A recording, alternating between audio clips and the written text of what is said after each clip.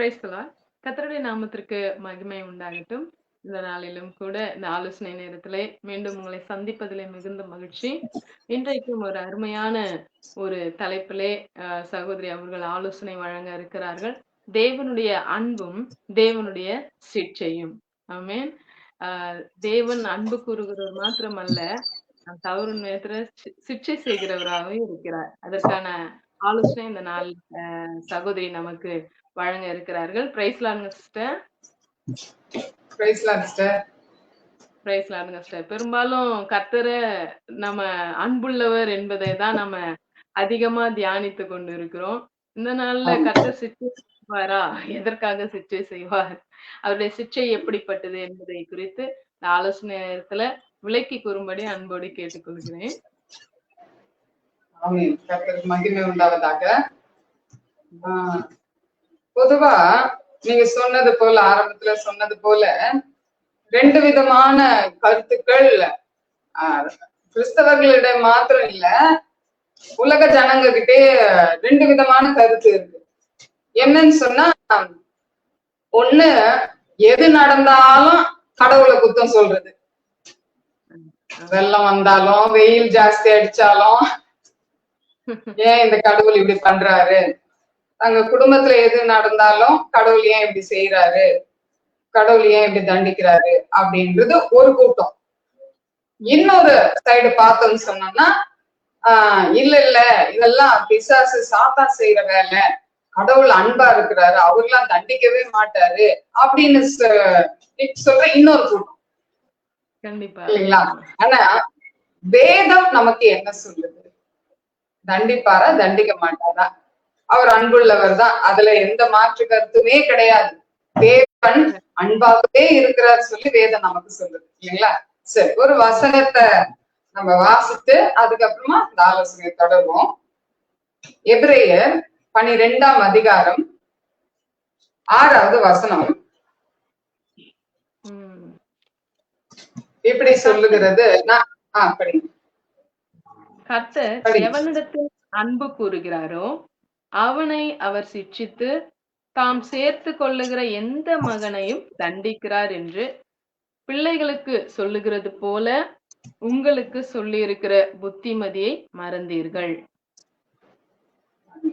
அங்க அன்பு கூறுகிறார். யார் இடத்துல அதிகமா அன்பு கூறுறாரோ அவங்களதான் நல்வழிப்படுத்தும்படியாய்தான் அவர் தண்டிக்கிறாரே தவிர சும்மா தண்டிக்கிறது அவருடைய வேலை கிடையாது, இல்லைங்களா? வசனம் ரொம்ப தெளிவா நமக்கு சொல்லுகிற ஒரு காரியம் என்னன்னு சொன்னா, எவனிடத்தில் அன்பு கூறுகிறாரோ அவனை அவர் சிட்சித்து தாம் சேர்த்து கொள்ளுகிற எந்த மகனையும் மகளையும் அவர் தண்டிக்கிறார், இல்லைங்களா? ஏன்னு சொன்னா வேதம் சொல்லுது, அவர் தகப்பன் மாத்திரம் அல்ல, அவர் தாயும் நமக்கு தான், இல்லையா? ஒரு தாயை போல தேற்றுகிறார், தகப்பனை போல சுமக்கிறார், எல்லாம் சரிதான். அது போல தாய் எப்படி அன்பு செலுத்துறாங்களோ, தகப்பன் எப்படி கண்டிப்புள்ளவரா இருக்கிறாரோ, அது போலதான் அவருடைய குணாதிசயம் மாறி மாறி நமக்கு வெளிப்படும். உண்மைதானே சிஸ்டர்? நிச்சயம் நிச்சயம் சிஸ்டர். அப்போ நம்ம ஆண்டவருக்கு பிரியமா நடக்கும் பொழுது கர்த்தர் தாயை போல நம்மை தேற்றி அணைத்து அரவணைத்து கொண்டு செல்கிறார். சற்று நம்ம தவறும் பொழுது கொஞ்சம் தந்தைய போல அடிக்கிறார், இல்லைங்களா? அருமையான வசனத்துல, இந்த வசனத்துல அருமையான உதாரணத்தை சொல்லி இருக்கிறாங்க. அப்படிதானுங்களா? ஒரு தகப்பன் பிள்ளையை சிட்சிக்கிறது போல அப்படின்னு சொல்லிட்டு. சரிங்க சிஸ்டர், இப்ப நம்ம இந்த வசனத்தின்படி நம்ம பார்த்தோம் என்று சொன்னா, கர்த்தர் ஏன் சிட்சிக்கிறார்னா அவரோடு கூட அணைத்து கொள்ளும்படி, அப்படிதானுங்களே? உண்மைதான், உண்மைதான். அப்ப அந்த சிட்சை எப்படிப்பட்டது? சிட்சைனா தண்டனை. அந்த தண்டனை எப்படிப்பட்டது? நாம் இந்த நாட்கள்ல விசுவாச ஜனங்களுக்கு, ஏன்னா மிகவும் நெருக்கப்படுகிற ஜனங்கள் அநேகர் இருக்கிறாங்க, இல்லைங்களா? அப்படிப்பட்ட ஒரு நெருக்கத்தை கர்த்தர் கொடுப்பாரா, தண்டிப்பாரா? அதுல கொஞ்சம் ஆலோசனை சொல்லும் பொழுது விசுவாசம் பெருகும். கண்டிப்பா, அதுதான் நம்ம பார்க்க போறோம். இதை தொடர்ந்து எபிரேயர் எழுதின அந்த நிருபர் எழுதினவர் சொல்றாரு, பிள்ளைகளுக்கு சொல்லுகிறது போல உங்களுக்கு சொல்லி இருக்கிற புத்திமதியை மறந்தீர்கள். நீங்கள் சிற்றையை சகிக்கிறவர்களா இருந்தால் தேவன் உங்களை புத்திரராக எண்ணி நடத்துகிறார். தகப்பன் சிற்சியாத புத்திரன் உண்டோ? ஒரு வீட்டுல தாயும் தகப்பன் இருக்கிறாங்கன்னு சொன்னா என்ன தப்பு செஞ்சாலும் அதை பொறுத்துட்டு போற அப்பா அம்மா யாருமே கிடையாது. எவ்வளவு அன்பா இருந்தாலும் ஒரு நேரம் வரும்போது ஒரு அடியாவது அடிப்பாங்க இல்லைங்களா? அந்த பொறுமையும் கொஞ்சம் இழந்து எவ்வளவுதான் நான் உனக்கு செல்லம் கொடுத்தாலும் நீ இப்படி பண்ற சொன்னா கூட நீ கேட்க மாட்ட அப்படின்னு சொல்லிட்டு உடனே அவங்க ஏதாவது அந்த நேரத்துக்கு ஒரு சிறிய தண்டனையா அவங்க கொடுக்கறத நம்ம பார்ப்போம். அதாவது நாம் ஒரு நிழலா இருக்கிறோம், ஆண்டவர் நிஜமா இருக்கிறார். இங்க எல்லாமே பூமிக்குரிய எல்லாமே நிழல். ஒரு வீட்டுல எப்படி தாய் தகப்பன் செய்யறாங்க அது போலதான் நம்முடைய ஆண்டவர். அதை எப்பவுமே நம்ம மறக்க கூடாது. இல்ல அவர் அன்பா இருக்கிறார், அவர் தண்டிக்க மாட்டார், அடிக்க மாட்டார், நாம செய்யறது இல்லையா? நம்ம பிள்ளைங்க தானே. ஆனாலும் சாகத்தக்கதாக நம்ம அடிக்கிறது கிடையாது. என்னத்தான் கோவானாலும் பிரம்பை கையாடாதவன் தன் மகனை பகைக்கிறான். இப்ப வேதமே நமக்கு ஒரு பெற்றோருக்கு பிரம்ப எடு அப்படின்னு தான் நமக்கு அதிகாரம் கொடுக்குது. அப்போ இன்னொரு இடத்துல இருக்கு, பிரம்பினால் அடிச்சு அவன் சாகான், யாருமே செத்து போ அப்படின்னு சொல்லி அடிக்கிறது கிடையாது. நீ எப்படியாவது திருந்த மாட்டியா? அதுதான் ஆண்டவர் செய்யறாரு. இதை நம்ம தவறா புரிஞ்சுக்கவே கூடாது, தவறா எடுத்துக்கவே கூடாது. அப்போ அவ்வளவு கொடுமைக்காரரா, அவ்வளவு கொடுமை உள்ளவரா? இல்ல. ஒரு வீட்டுல ஒரு தாய் தகப்பன் என்ன செய்யறாங்களோ அததான் அவர் செய்யறாரு இல்லைங்களா? அததான் அவர் சொல்றாரு. ஆனா அதை தொடர்ந்து வரும் பொழுது எல்லாருக்கும் கிடைக்கும் சிற்றை உங்களுக்கு கிடையாதிருந்தால் நீங்கள் புத்திரரா இராமல் வேசி பிள்ளைகளா இருப்பீர்களே. இல்லையா? ஒரு தகப்பன் நமக்கு உண்டு, ஒரு பரம தகப்பன் நமக்கு உண்டு. அந்த பரம தகப்பன் நம்மிடத்தில் அன்பும் செலுத்துவார். நாம் சில வேலைகள்ல கீழ்ப்படியாமல் இருக்கும் பொழுது அவர் அடிக்கவும் செய்வார். எந்த ஒரு மாற்று கருத்தை கிடையாது. அதுதான் இந்த வசனம் சொல்லுது, நான் சொல்லல. இந்த வசனம் அதுதான் நமக்கு சொல்றதா இல்லைங்களா? கண்டிப்பா கண்டிப்பா நிச்சயம் சிஸ்டர். எனக்கு ஒரு சந்தேகம் என்ன சொன்னா, இப்போ இந்த சோதனையும் சிற்சையும் ஒரே ஒரே பொருளை குறிக்குமா அல்லது வெவ்வேறா? இத நீங்க கொஞ்சம் விவரித்து சொல்ல முடியுமா சிஸ்டர்? சோதனையும் சோதனை சகிக்கிற மனுஷன் பாக்கியவான் சொல்லப்பட்டிருக்கு. நீங்க கேட்ட கேள்வி ரொம்ப அருமையான கேள்வி. சோதனைன்றது வேற, தண்டனைன்றது வேற, சிட்சிப்புன்றது வேற. சோதனை ஏன் கர்த்தர் அனுமதிக்கிறார், ஏன் சோதிக்கிறான்னு சொன்னா நம்முடைய விசுவாசம் பெருகும்படியா. ஆமே ஆமே, அதுதான் சோதனை இல்லைங்களா? ஆனா தண்டனை சிட்சிப்புன்னு சொல்றது நாம ஏதாவது தேவனுக்கு பிரியமில்லாத காரியத்தை செய்யும் பொழுது கிடைக்கிறது தான் சிட்சை. கண்டிப்பா நிச்சயம். இதுதான் வேறுபாடு. சரி சரி சரி சரி, கரெக்டா சிஸ்டர்? கண்டிப்பா கண்டிப்பாங்க சிஸ்டர். ஏன்னா இன்னைக்கு அநேகர் ஆமா, ரெண்டுத்தையும் போட்டு குழப்பிக்க கூடாது. சொல்லுங்க சொல்லுங்க சொல்லுங்க. நல்ல வார்த்தை சொன்னீங்க. தேவனுக்கு பிரியமில்லாத ஒரு காரியத்தை செய்யும் பொழுதுதான் தேவன் நான் மனம் திரும்பும்படி ஒரு சிட்சையை அனுப்புகிறார். இன்னைக்கு நிறைய பேரு சிட்சையை என்ன நினைச்சுக்கிறாங்கன்னா சோதனை, கர்த்தர் ஏன் தான் என்ன சோதிக்கிறாரோ. ஏன்னா அந்த செய்கிற அந்த தவறு என்ன பண்ண மாட்டாங்க, அறிக்கையிட்டு மனம் திரும்பாத பட்சத்துல அவங்க இதை சோதனையா எடுத்துக்கிறாங்க. கர்த்தர் என்ன சோதிக்கிறாரு அப்படின்னு சொல்லிட்டு. அதற்காக தான் இந்த காரியத்தை நான் கேட்டேன் சிஸ்டர். இது இது இது சரிதானே? உண்மைதான். ஏன் நீங்க கேட்டதின் படி நமக்கு யார் ஞாபகம் வரன்னு சொன்னா யோபு தான் நம்முடைய நினைவுக்கு வராரு. அவருக்கு வந்தது சோதனையா சிட்சிப்பா தண்டனையா அப்படின்னு கேட்டா என்ன சொல்ல முடியும்? இல்லைங்களா? ஆனா அந்த யோபு தான் சொல்றாரு பாருங்க. யோபு 6ஆம் அதிகாரம் 5ஆம் அதிகாரம் யோபுவே சொல்றாரு.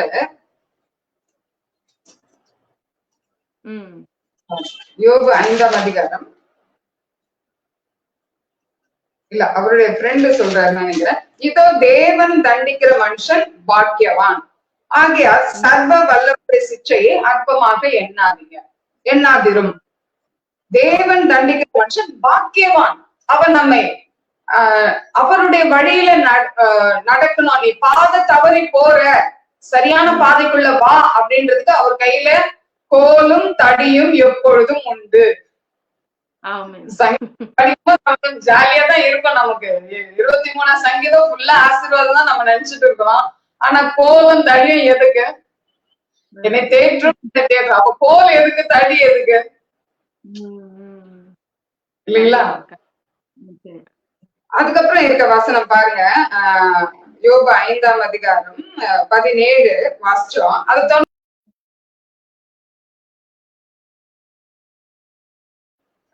காயப்படுத்தி காயம் கட்டுகிறார், அவர் அடிக்கிறார், அவருடைய கை ஆற்றுகிறது. அதுதான் அவர் சிக்ஷித்தாலும், ஏன் சிக்ஷிகள் நல்வழிப்படுத்தும்படியா. பிள்ளைகளை கோபத்துல பெற்றோர் அடித்து விட்டாலும் அது அதிகமா வழி இல்லாத துடிச்சு அழும் பொழுது எந்த பெற்றோரும் பார்த்துட்டு இருக்கிறது கிடையாது.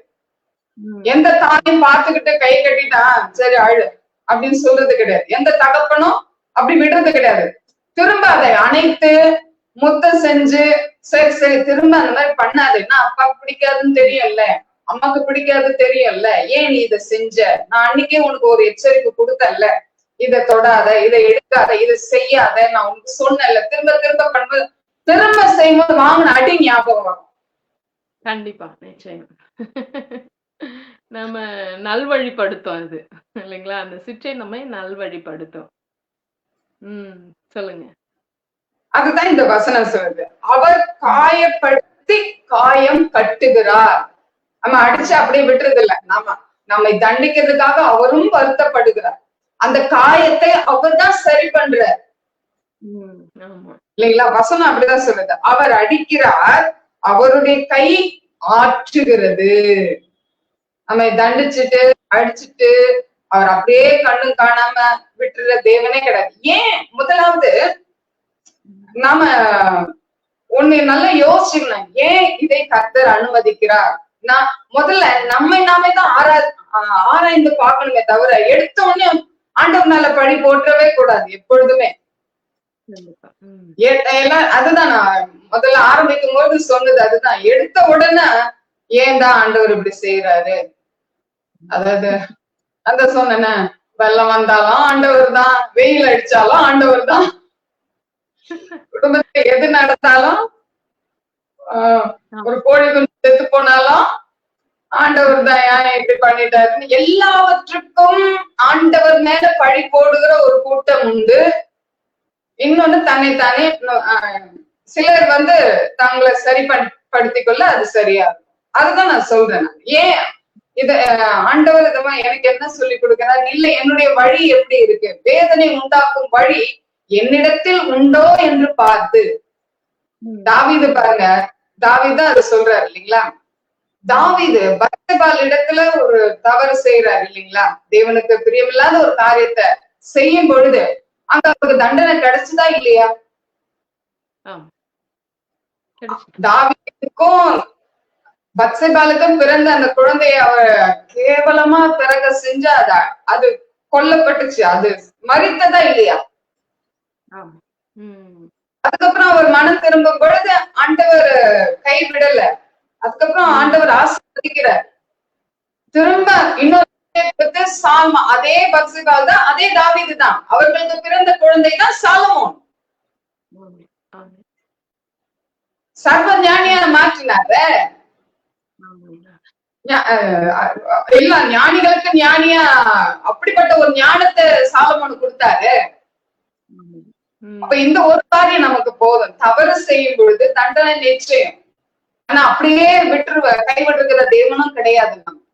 அவர் சரி ஏன் அடிக்கிறார், நல்வழிப்படுத்த. அதை புரிஞ்சுக்கும் பொழுதுதான் ஆண்டவர் எப்படிப்பட்டவர்ன்றத நாம் அறிந்து கொள்ள முடியும். இல்லைன்னா ஒரு கடவுளை குறித்த ஒரு வெறுப்பு உள்ளத்துல இருந்துகிட்டே இருக்கும். கண்டிப்பா கண்டிப்பா நிச்சயம். கண்டிப்பாங்க. நல்ல ஒரு வார்த்தை. ஆமா, இந்த நாட்கள்ல நீங்க ஒருவேளை இப்படிப்பட்ட ஒரு சூழ்நிலையில இருப்பீர்கள் என்று சொன்னால் இன்னைக்கு நீங்க ரியலைஸ் பண்ணிக்கங்க. கர்த்தர் எதற்காக இதை அனுமதித்தார், இந்த சிக்ஷையை அனுமதித்தார் என்பதை அதை நீங்கள் அறிந்து, ஒருவேளை நம்முடைய தேவனுக்கு பிரியமில்லாத வழி இருக்கும் என்று சொன்னால், அதை அறிக்கையிட்டு மனம் திரும்பும் பொழுது நிச்சயம் உங்களுக்கு ஏற்பட்ட அந்த காயங்களை ஆற்றுவதற்கு கர்த்தர் ஆயத்தமா இருக்கிறார். ஆனா வேதத்துல சொல்லப்பட்டிருக்கிறது, கர்த்தரிடத்துல அன்பு கூறுகிறவர்களுக்கு சகலமும் நன்மைக்கு ஏதுவாகத்தான் நடக்கும் என்று சொல்லப்பட்டிருக்கிறது. ஒருவேளை நம்ம இந்த தண்டனையை கர்த்தர் இப்படி செஞ்சுட்டாரு அப்படின்னு நம்ம நினைச்சிட்டே இருந்தோம்னா சிஸ்டர், தேவனிடத்துல அன்பு கூறுவதற்கு இது ஒரு மகா பெரிய தடையாகவும் இருக்கும். அப்படித்தானுங்களேன்? உண்மைதான், உண்மைதான் சிஸ்டர். இந்த நேரத்துல நான் காரியத்தை சொல்லணும்னு விரும்புறேன். என்னன்னு சொன்னா, அதாவது ஒரு காலத்துல கர்த்தரை தேடாம, கர்த்தருக்கு பிரியம் இல்லாம அப்படியே வாழ்ந்து கொண்டே இருப்போம். அப்ப கூட கிடைக்காத ஒரு சிக்ஷை நம்ம சரியாயிட்ட அப்புறம் திடீர்னு ஒரு இது வரும். கண்டிப்பா பழச மறந்துடுவோம். இப்ப நடந்தோம்ன்றது அதை மறந்துட்டு இப்போ ஒழுங்கா வரும் பொழுது கிடைக்கும் பொழுது, அந்த தண்டனை கிடைக்கும் பொழுது நம்மளுக்கு ரொம்ப மனநோவா இருக்கும். கண்டிப்பா துன்மார்க்கமா இருக்கும் பொழுது கூட ஆண்டவர் ஒண்ணுமே பண்ணலையே, விட்டுட்டாரு. முடிவெடுத்து இனிமே ஒழுங்கா இருக்கணும் போது நமக்கு ஒரு தண்டனை கிடைச்சிச்சுன்ட்டு அதுவே அவங்களுக்கு ஒரு காயமா மாறிடும். அப்படி இல்லை. எப்படி இருந்தாலும் தகப்பன் தான் இல்லைங்களா? இதை நீங்க சொன்னது போல இதுவும் நன்மைக்கான ஒரு காரியம் தான். நீங்க சொன்னது போல கர்த்தர் இடத்துல அன்பு கூறுகிறவர்களுக்கு சகல நன்மைக்கு ஏற்பதான்.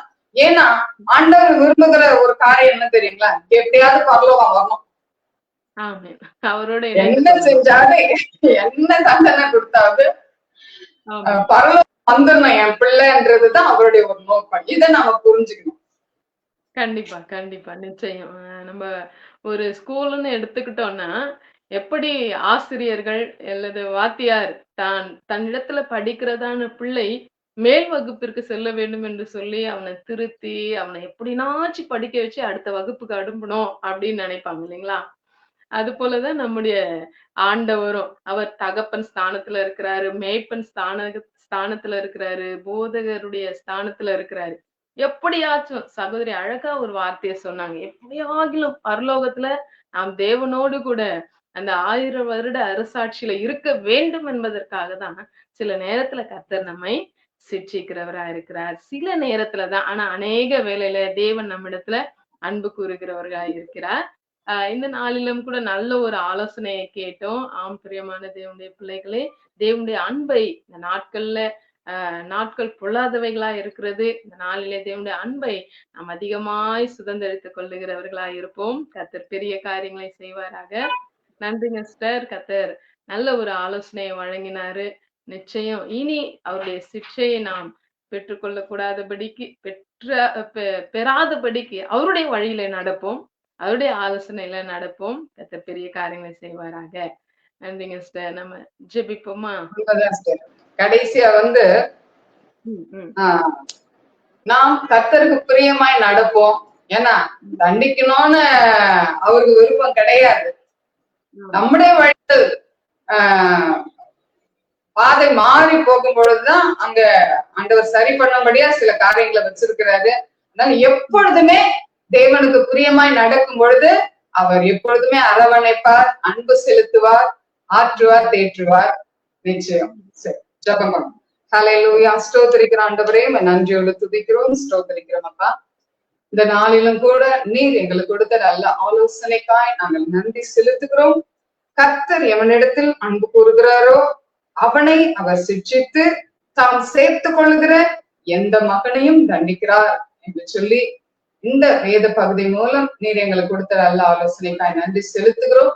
இந்த நாளில எங்கள் வாழ்க்கையில நடக்கிற அநேக காரியங்கள் நாங்கள் சோர்ந்து போகிறவர்களா இருக்கிறாண்டவரே, அப்படி இந்த நிகழ்ச்சியை பார்த்து கொண்டிருக்கிற யாராவது என் வாழ்க்கையில ஏன் இப்படி நடக்கிறது என்று சொல்லி, தேவன் ஏன் என்னை தண்டிக்கிறார் என்று சொல்லி சோர்ந்து போய் இருப்பார்கள். ஆனால் கர்த்தருடைய அன்பின் அந்த கரத்தை பற்றி கொண்டு என் நல்ல தகப்பன் என்னை நல்வழிப்படுத்தவே இப்படி அனுமதித்திருக்கிறார் என்பதை புரிந்து கொண்டு இந்த ஒரு பரலோகம் அந்த பரலோகத்தின் ஆண்டவரே அந்த அரசாட்சியை விட்டு விடாதபடிக்கு அதுல வந்து சேரத்தக்கதாக தங்கள் பாதையை நல்வழிப்படுத்த ஆவியானவர் உதவி செய்ய வேண்டுமா நாங்கள் ஜெபிக்கிறோம், ஸ்தோத்திரிக்கிறோம். ஆண்டவரே ஸ்தோத்திரம்.